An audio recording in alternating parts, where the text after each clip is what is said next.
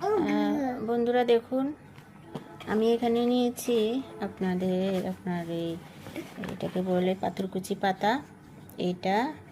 তারপরে আমি এখানে নিয়েছি তুলসী পাতা, তারপরে আমি এখানে নিয়েছি আপনার এই কামরাঙ্গা পাতা। এগুলো দিয়ে আমি করব আমার বাচ্চার কাশির জন্য, আপনার জন্য আর কি, কফের জন্য। তারপরে কালিজিরা, গোলমরিচ, আদা, সরিষার তেল, এগুলো দিয়ে আমি একটা তেল তৈরি করব। ওই তেলটা আমি রসটা বানাবো আর কি। রসটা দিয়ে আমি জাল দিব। এগুলো সবগুলো একসাথে নিয়ে জাল দিব। জাল দিয়ে তারপরে বোতলে ভরে রাখবো।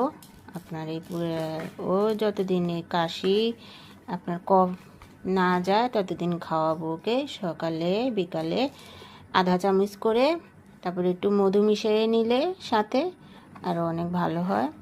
খাওয়ানোর সময় একটু মধু মিশিয়ে খাওয়ালে ওর আরও অনেক ভালো হবে।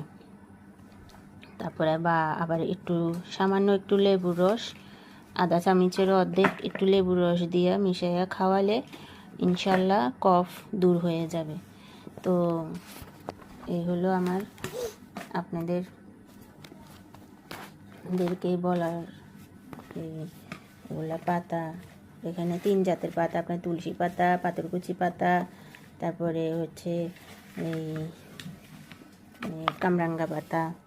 তো এগুলা দিয়ে মিশিয়ে বাইটা জাল দিয়ে, রসটাকে জাল দিয়ে, একটু পানি মিশিয়ে রসটাকে জাল দিয়ে সংরক্ষণ করে রাখলে ওকে খাওয়ানো যাবে ওষুধের মতো। আপনারা সবাই ট্রাই করে দেখবেন কেমন হয় আপনার ছোট্ট সোনামণির সুস্থতার জন্য।